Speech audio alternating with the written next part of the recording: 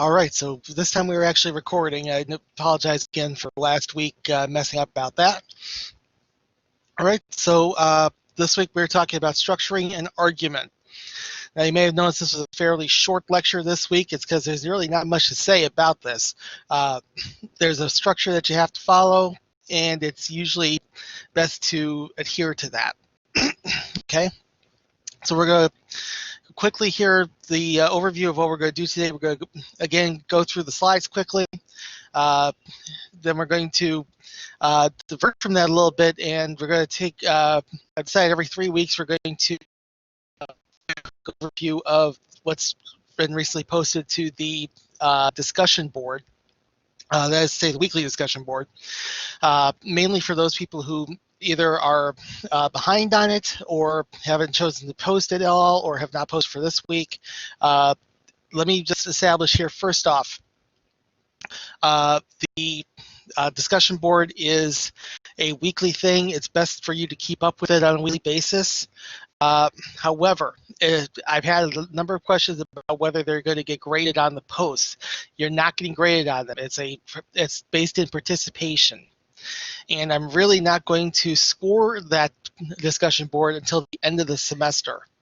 So while you have until that time to get all your posts on there, I would recommend strongly that you not wait that long, because trying to do it at the end of the semester with every other crunch that you're trying to do at the end of the semester, you don't want to be waiting until December 3rd to do everything, okay?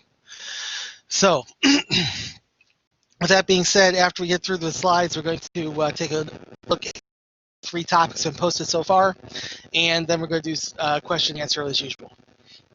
All right, so we're going to start off with structuring an argument. All right, so how to structure an argument. Most effective arguments have a structure that meets the needs of the rhetorical situation. That is a purpose, audience, genre, and form. Writers will generally adopt a format that presents the arguments clearly and persuasively to the audience based on some basic factors.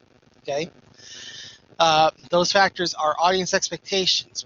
What are you expecting to be most effective in swaying that audience? Conventions governing argument and rhetorical situation. Are you using the generally accepted format? Are you using the correct organization? Are you using a style that's going to be familiar? And then purpose of the argument. Why are you arguing it in the first place? What inspired you to write an argument on that particular topic? Okay. So structure for a classical argument has 6 pieces. So first off, introduction, where you present the main argument in context. This is where you're going to hook your audience and try to get them into your writing so that you can fully talk to them and they can see what you have to say. Okay, you're going to try to get their interest in that introduction. You have the background, present a narrative of events or statement of facts to show the reason for the argument. Primarily, you want to say give some of the background in terms of the news, or in terms of why the argument has been showing up in the news, or why the argument has been argued in the past. Proposition, statement of the writer's argument or position and summary of the key points. Okay. So what are you going to try to argue? Okay. What is your side of it? The next is the proof, which is your reasons for your argument and the evidence you have to support those reasons. Next comes refutation, where you're acknowledging the opposing viewpoint along with a rebuttal of their points or acceptance of shared facts. Okay. And then conclusion. This is a summary of the main points of the argument with a final appeal to the audience. So this is your chance to get in one last swing, so to speak, and leave the audience remembering what you had to say, give them something that's going to stick with them. All right. So to the introduction. Argument has to have a strong introduction to grab the reader's attention. So especially important if the argument is being written for opposing argument. Okay.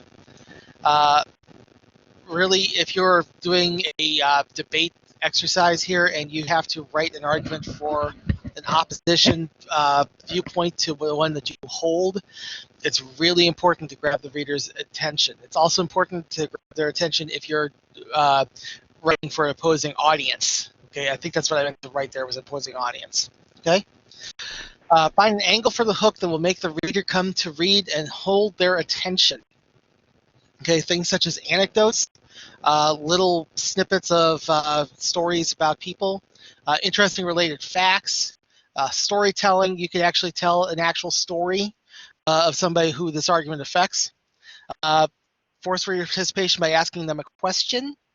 Ask them what the kind of stakes they have in it, and also challenging the reader's assumptions. The introduction is your first chance to force the reader to think about the argument from your perspective. Okay, as one of the goals of argument is try to get the argument from your viewpoint as opposed to their own. You're going to try to get them to see it through your eyes. Now, here's background. Bring your audience up to speed in regards to your argument's background. Why is it important? Why is the argument even existing? Okay, it's typically presented as a narrative of the issue and the events surrounding the argument. So at this point, you want to explore both sides and facts and events that are agreed to by both sides. Okay? Now, you may remember I did tell you that this is something that needs to be agreed on by both sides, that there are certain facts that are not in dispute. Okay, so this is an opportunity to try to delve into those facts that are not in dispute. Okay, and explain why the issue is so important to argue on both sides. Why are people feeling the way they do about this? Okay, and give as much detail as possible within the constraints of the argument. So tell us what's going on here, but don't overwhelm us with too much detail. Okay, just tell us what the facts are that are pertinent to the argument that you're trying to make. All right, next is proposition and proof. This is the point where you present your core argument and the justification for it. Okay, so at this point, you're presenting your entire side. Okay, you're presenting what your argument is, what your side of the issue is going to be, and you're also presenting the proof of that side. Okay, give your reasons for supporting the argument. Make a compelling argument by presenting reasons that stem logically from your experience and belief system. Okay, so starting with the reasons again. First you have your argument, then you have the reasons why you support that argument. These are your personal reasons. These are what you're going to argue, what makes your argument correct. And then, following that is the evidence. Give evidence which prove your reasons to be correct. Evidence is made up of irrefutable facts which both sides can agree to their factual nature. Okay, so your facts are going to back up your reasons are going to back up your argument. Okay, evidence should always support your reasons. As you go along with your research, if you locate evidence which either is irrelevant or unsupportive of your argument, set it aside. You might have to come back to it. Okay, but for the most part, focus on the evidence that you find that supports your reasons, that supports your side of the argument. All right, next part is refutation.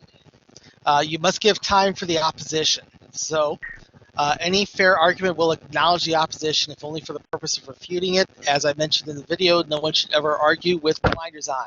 Okay, we do not want a tunnel vision argument that says I am right and everybody else is drowning in the bay. Okay, we are not going to do that kind of argument. Your argument has to be fair. It has to be acknowledging of the opposition. You have to be able to tell that you know what the opposition is talking about. You respect the opposition. You have to show that there is some mutual respect there. Okay. So briefly present the opposition argument and reasoning for their argument. Okay, why do they believe they're right? Why are they arguing the side that they're arguing? What exactly is their side that they're arguing? This is where you have to be careful about hitting logical fallacies. This is the point where people are tempted to insert a straw man. We don't want to do that. Okay, no straw man arguments here. We want to stick with exactly what the arguments are. Okay. Evidence here is tricky. You must acknowledge evidence which supports the opposition as fact, if it can be confirmed as fact. Okay. This is where we talk about alternative facts do not exist. Okay. you need to acknowledge when the opponent has a factual point that they have made. Okay, look at the whole picture here. Another fallacy to avoid. We're not going with the Texas sharpshooter and staying focused on only those facts that support our side. We have to see the bigger picture and see where something may support the other side as well. Okay, you need to acknowledge that because that's the only fair way to do a proper rhetorical argument. Okay.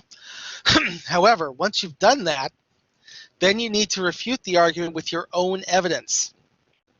Okay. Now, sometimes the evidence you set aside because it did not entirely support your side can be helpful. Okay. If it is something that creates a balance between your argument and their argument, then it might be something you could use. Okay. Or occasionally, as I mentioned, the refutation can use the opposing reasons or evidence to support the main argument. Okay. So I had the two examples that I gave you. In fact, one of them I am asking you to judge in the questions. There's a link to, or there's a thread for your answers to the glove and boots debate over Johnny Depp's retirement, whether he should or not. Okay. I had a few responses to that. For the most part, it seems like most people feel thus far that the side that says he shouldn't retire won the argument. Okay. Have not seen too much support for having him retire yet. Okay. Many people were rightfully pointing out that some of the reasonings that were used were just downright silly. And honestly, it's from a comedy YouTube channel. That's kind of to be expected, but still. Okay. The other example I gave you was the arguments about violent crime rates and violence in video games that were brought up by Orrin Hatch using only incomplete partial statistics. Okay. In fact, statistics that he misread. Okay, and decided to present as fact, but then Maureen Dowd turned those around and realized, you know what, he's not looking at the whole picture, and in fact, he's not looking at the correct picture. He's looking at a picture that's entirely matches his worldview and not the factual one. Okay, so those were examples where the opposition used the same reasonings or evidence that the main that their opposition used against them. Okay. Then finally, we get to the conclusion. So, conclusion is your last chance to have to make a lasting expression on your audience. Okay. So it should leave an impact and make your audience think. Okay, that's the important part here. You need to leave some kind of lasting impact on your audience.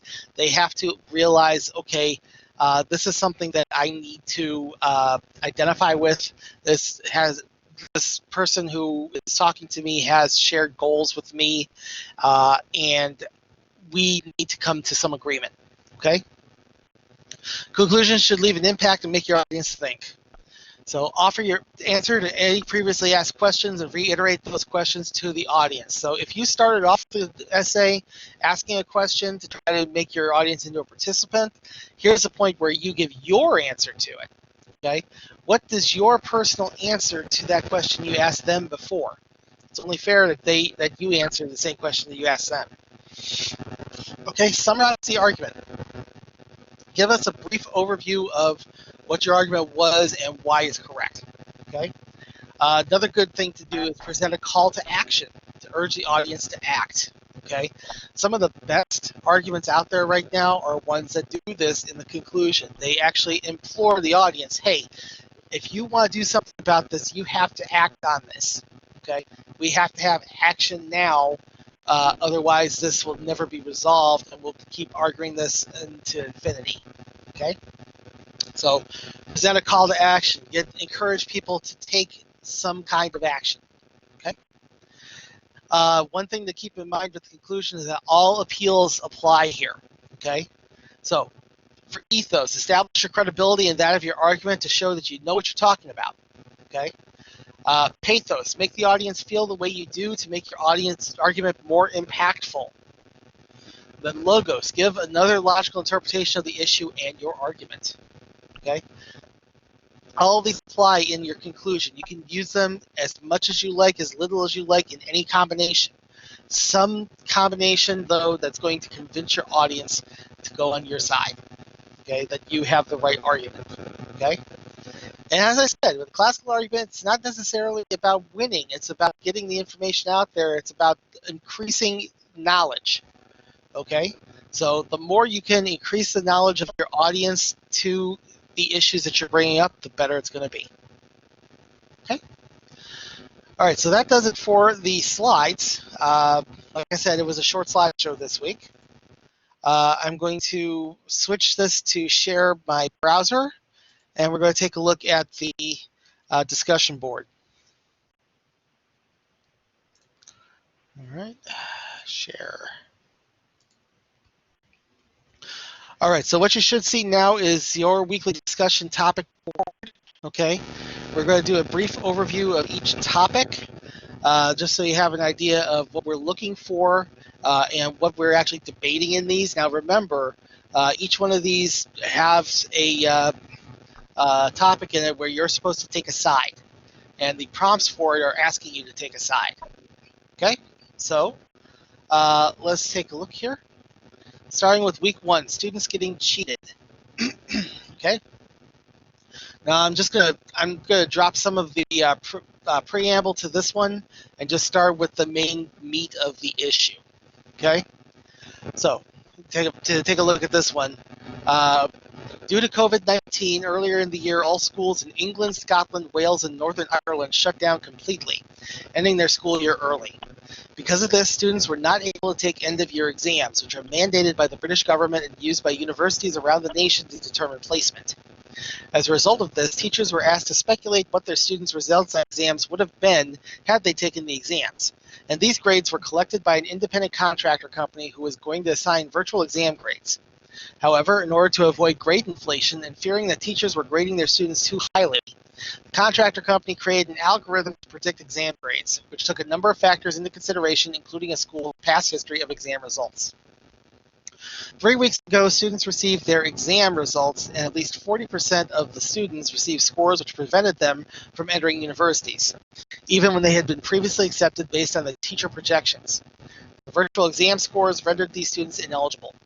This caused a massive protest among these students, many of which came from public schools in lower income areas, which traditionally had lower resources and lower scores on the exams, while most private school students received acceptable grades, including an overall 2% of students who the algorithm gave higher grades to.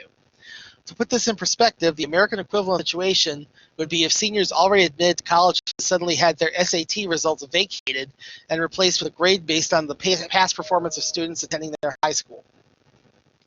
Near the middle of the month, though, the British government backed off from to accept the algorithmic grades and instead allowed the students to choose either the grades their teachers had given them or the algorithm's grade, whichever was more favorable. This still, however, does not address the inherent bias toward wealthy students in the algorithm's construction. For your discussion this week, argue for or against the solution used by the government. Why do you feel using the algorithm is fairer or less fair than going with the teacher recommendations? How would you have addressed this situation? What should have been included in the algorithm to best simulate student performance in the exams? As you can see, we have 5 resources here, the National, Telegraph, Forbes, Euronews, and the segment from the Philips, all about this particular situation. Okay, and they all have varying viewpoints. So it's up to you to decide what your argument's going to be for this discussion topic, and post your argument and your justification for that argument. Okay.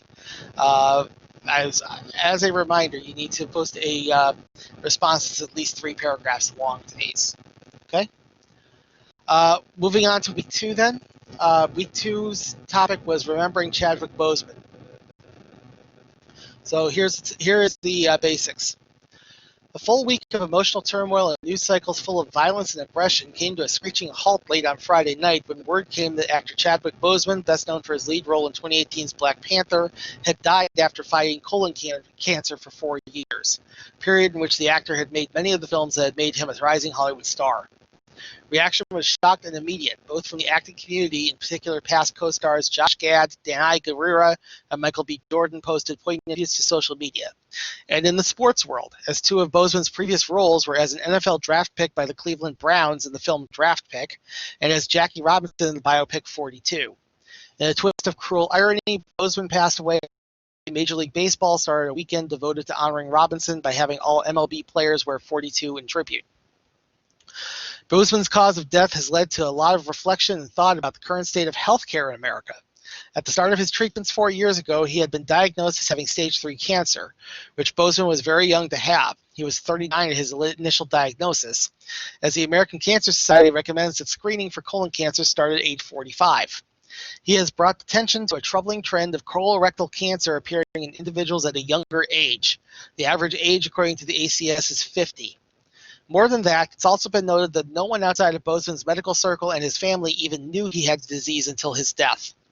This has led to a lot of soul-searching social media, as the actor had been displaying a marked weight loss in recent months as he was fighting stage 4, leading to jokes about his body, which are now being criticized as being ableist. For your discussion this week, argue one of two disputes from this circumstance. Okay, so you have your choice of which argument you want to make. Option 1. Why was Boseman's decision to keep his diagnosis and health issues private the right or wrong decision? Does his position as a public figure mean he had to reveal his health struggles, or does a public face not override the necessity for privacy in medical affairs? That's one option. Option 2. When Boseman was diagnosed in 2016, he was already in stage 3. What could have been done differently to diagnose him sooner and possibly save his life? Argue whether the American Cancer Society standard for screening needs to be changed or remain how it is. Should people be getting screened for colon cancer sooner in life, considering the rise of younger colon patients? Okay, so you're either arguing for celebrity right to privacy, or you're arguing over what the right path is in terms of cancer diagnosis. Okay. And again, we have some sources here: CNN, ABC, Good Morning America, NBC Today Show, Stat, which is a medical journal, and Forbes. Again, okay, Forbes does a lot of stuff. You'll notice I go to Forbes a lot because they comment on a lot of more things than just financial stuff, which is kind of interesting in today's day and age. All right, so now we have week 3. This is the one that was just posted 2 days ago: Mulan and the film industry's shifting model. Okay, so here is the subject for you. The global pandemic has changed many things about how the world as we know it operates, with a lot of changes having to come into seemingly everyday things.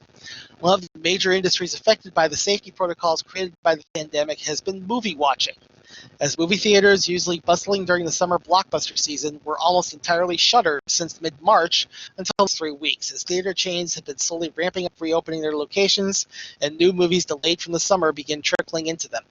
Among the recent major new releases to come to theaters has been comedy sequel Bill and Ted Face the Music and action thriller Tenet. Some companies, however, have fully shifted their model in terms of their new releases, opting instead for digital releases. Most prominently, this has occurred with animated features originally scheduled for late spring or summer releases. The first of these, Trolls World Tour, being the model acting as proof of concept for other studios.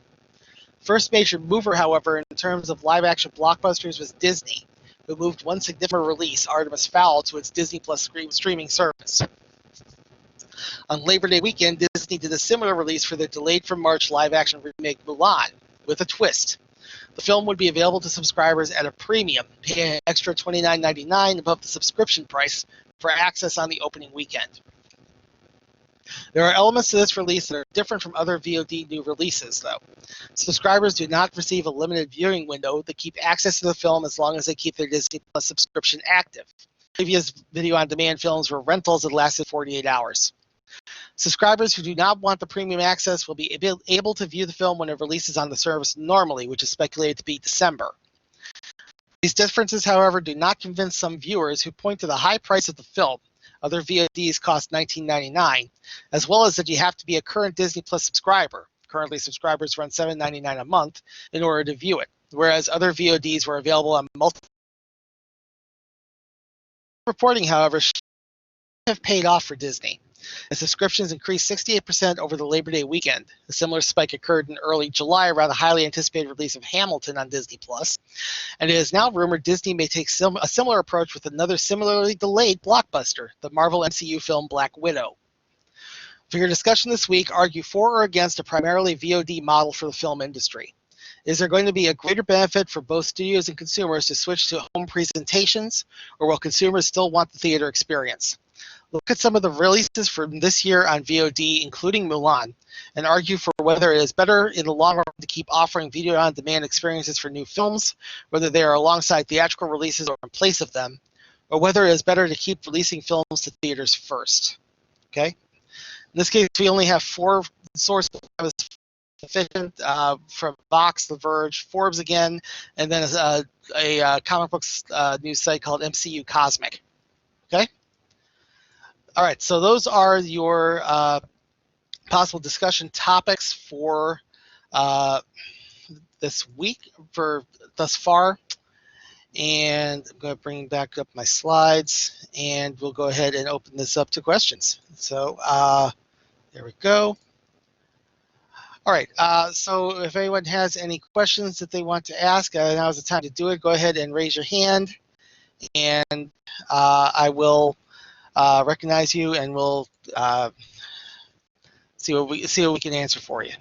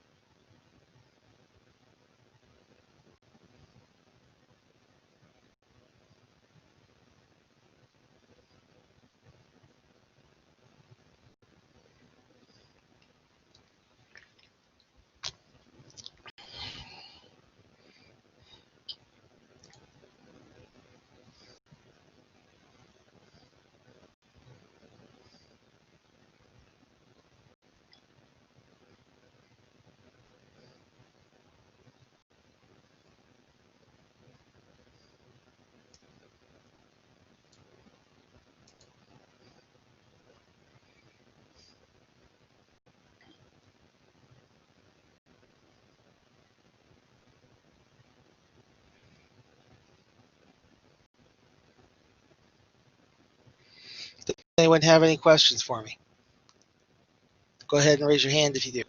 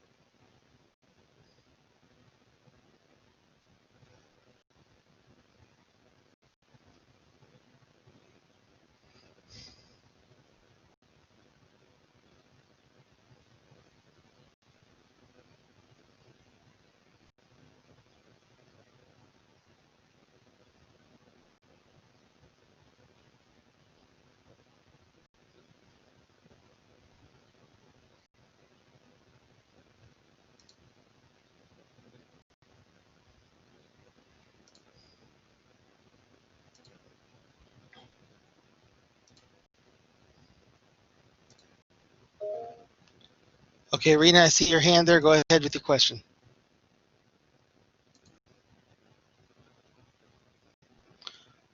When are the video lessons due? Okay, they are practice exercises. There's not really a due date for them. I usually want you guys to do them to complete those exercises during the week they're assigned. So you got this one on Tuesday, so try to get it done. Try to get it done this week. Most times these are fairly simple exercises. They don't really take a lot to respond to them. So that's what I would recommend here.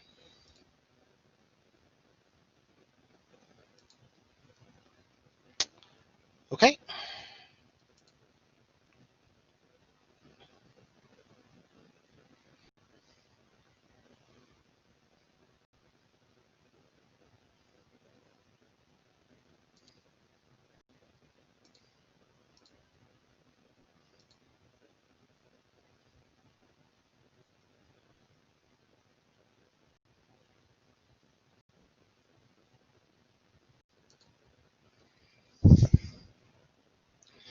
All right, for those of you who may want to review them one more time, we can go ahead and do that real quick.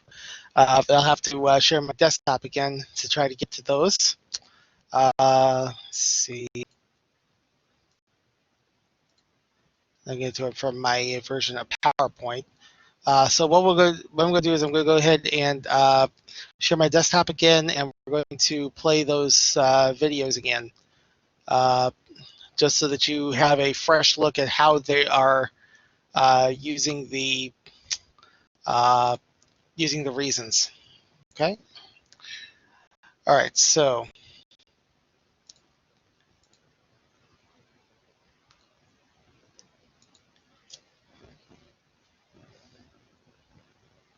here goes the first one.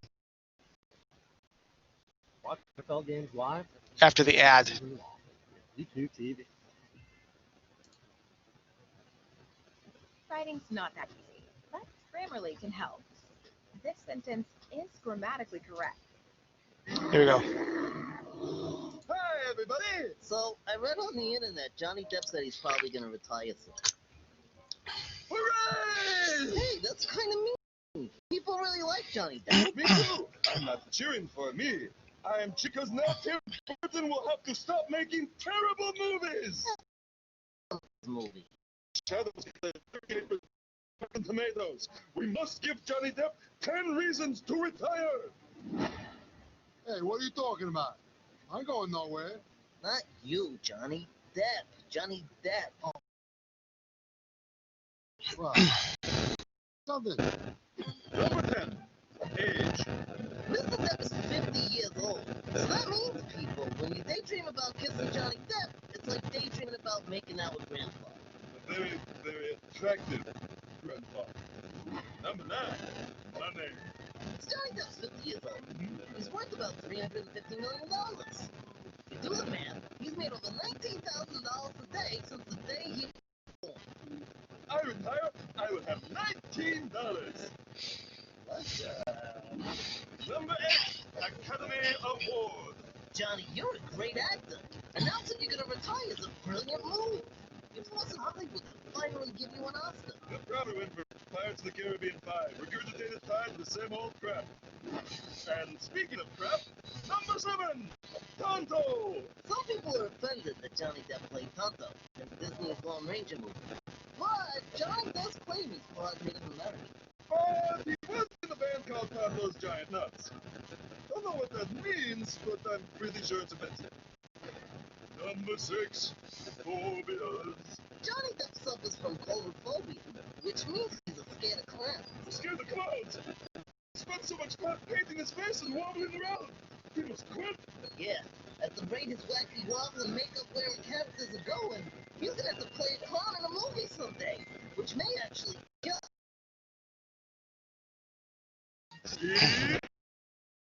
Johnny, Skeet Ulrich has been waiting for you to retire for 20 years. Poor Skeet needs your job.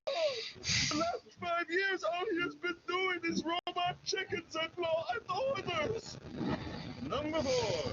Sexiest man alive. Johnny Depp, Richard Gere, George Clooney, and Brad Pitt are alive from both times as People Magazine's sexiest man alive. And they should all quit. What? They need to clear a path for Patton Oswalt to finally claim the prize for which he was born. To win! Number 3, Keith Richards.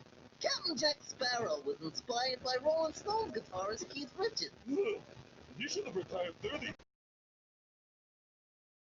Gypsy woman. Oh!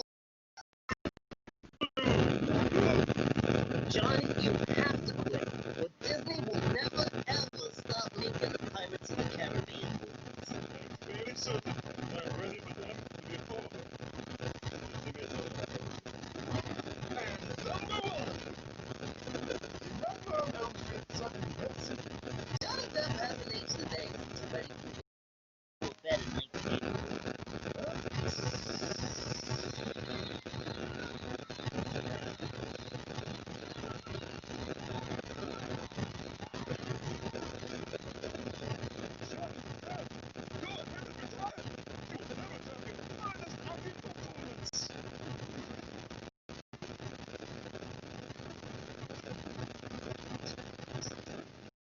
What? What, you kidding me? I'll leave with 2 seconds to grab a bagel. It's over already. Okay, so here comes the counter argument.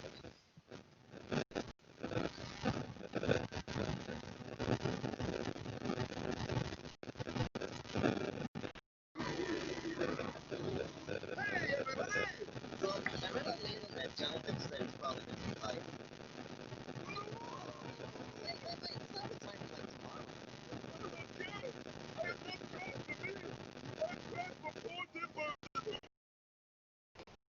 Choice, what are we going to do? Tell Johnny Depp 10 reasons he cannot retire! What are you talking about? I'm going nowhere. Not you, Johnny. Depp, Johnny Depp. Oh, I got you. I heard something. Number 10. Age. Johnny Depp is 50 years old. The average retirement age in the U.S. is 61. The two in France where Johnny Depp lives the It's like cheating and dropping out, Johnny Depp. Just like you dropped out of high school. Oh, don't be mean. He did really well. Drop out of high school, kids. You could be the next Johnny Depp. No, don't say that either. I'm not. Johnny. So Johnny Depp's 50 years old. And he's worth about $350 million. He's a doing man. He's made over $19,000 a day. Harry is like winning lottery every day. What do I say, Johnny? Number 8. Academy Award. Johnny, you're a great actor. But you don't have an Oscar yet. You gotta hang in there. You're gonna win one. You're not winning one this year for Tonto. Speaking of Tonto, number 7. Now, a lot of people were kind of offended that Johnny Depp played Native American Tonto in the Disney Lone Ranger movie. Don't feel bad, Johnny. You claim you're part Cherokee, got honorarily adopted by a Comanche lady, and gave $25,000 to the Navajos. That is all still kind of offensive. But he was trampled by a horse in the Lone Ranger set. Give the break, people! Number 6. Phobias. Johnny Depp suffers from arachnophobia, phasmophobia, and coulrophobia, which means he's scared of spiders, ghosts, and clowns. Johnny! Do not quit! If you need employment in the future, you can never be exterminator, ghostbuster, or work at the circus! And that pretty much cuts out all your options, except, I don't know, pen salesman?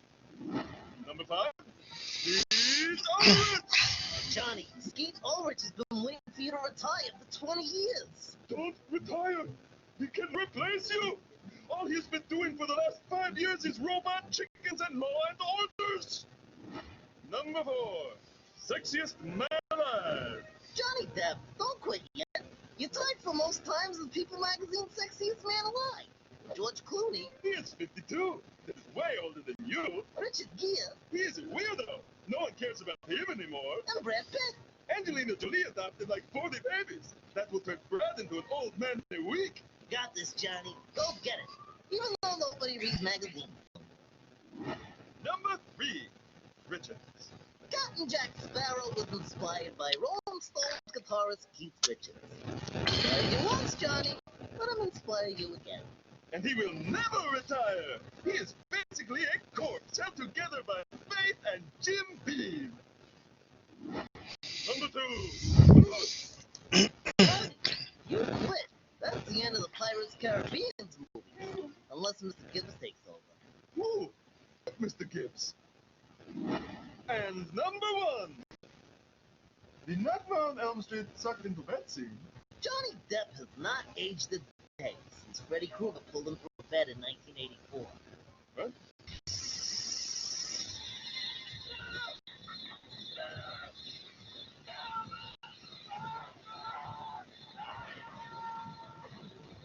Johnny Depp, that was amazing. You cannot retire until you top your finest acting performance.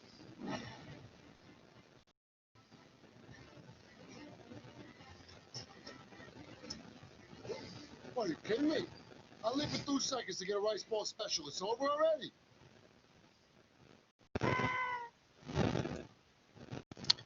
All right. All right, so that's basically the arguments that you were working with for that particular exercise, okay? Some people have already noted that, like, again, some of the reasons are kind of weak that are being used by both sides in that. Particularly, at least one person has noted that the Skeet Ulrich argument is kind of nonsensical, and I'd be hard pressed to disagree with them about that. Okay, so we'll open up about 5 more minutes here for any more questions that anybody may have just thought up as we've been watching those, and then we'll go ahead and wrap it up. So about 5 minutes here, get some more questions out there. If you have them, raise your hand and let me know.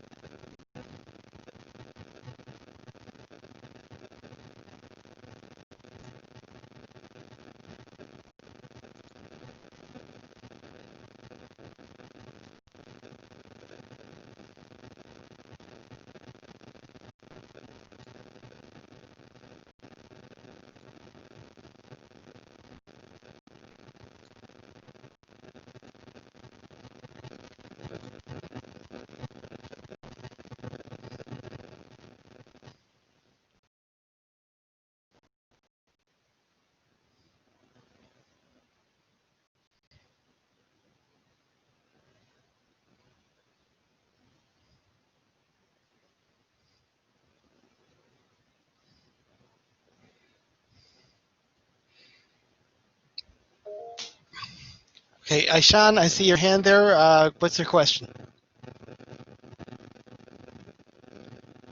How does Mind Tap work? Okay. All right, so just as a brief overview here, for anybody else who's asking about this, let me share my screen again. Let's see.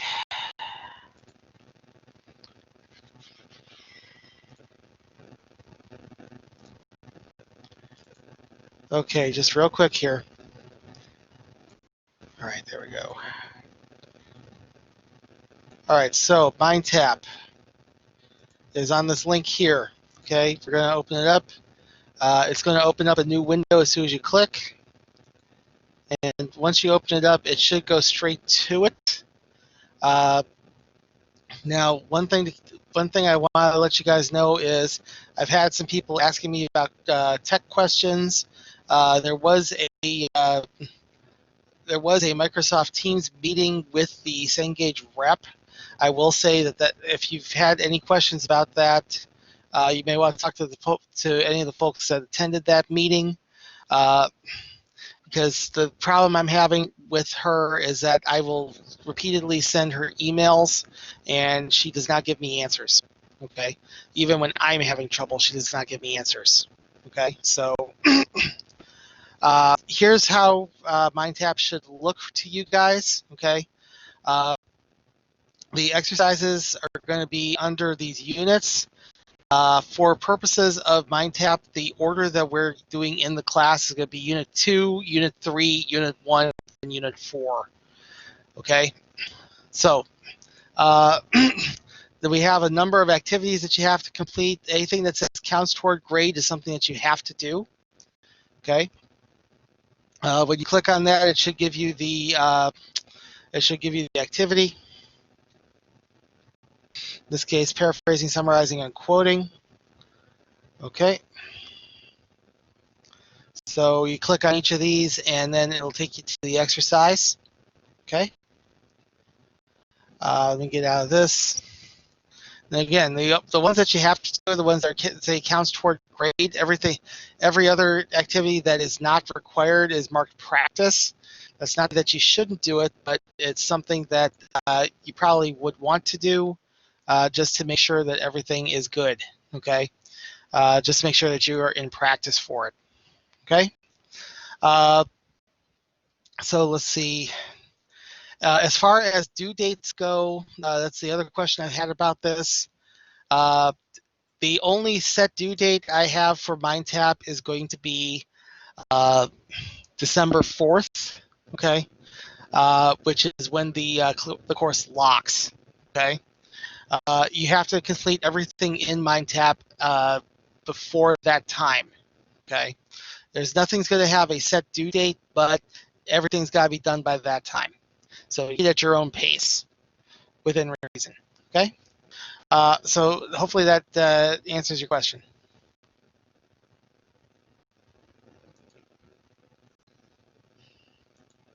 All right. All right. One last round here. Anybody, any last questions before we go ahead and close it up for the day?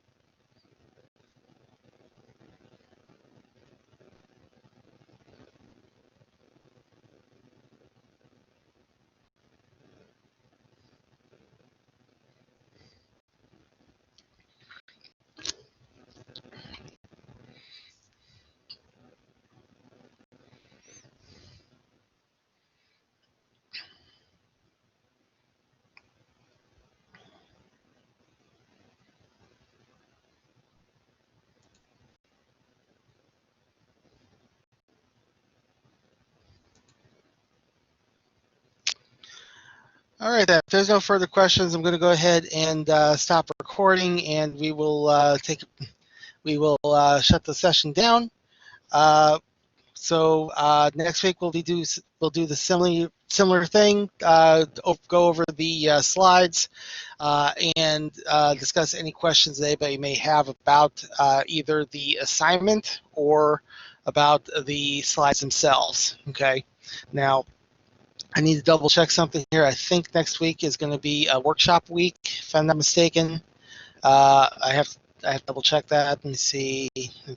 Come on, bring it up. There we go. Let's see. Yeah, next week is a workshop week. So if anybody has any questions about the workshops, next week is the time to ask those questions. Okay. With that being said, I'll go ahead and let you guys cut loose here. I will see you guys next week. Thank you for coming.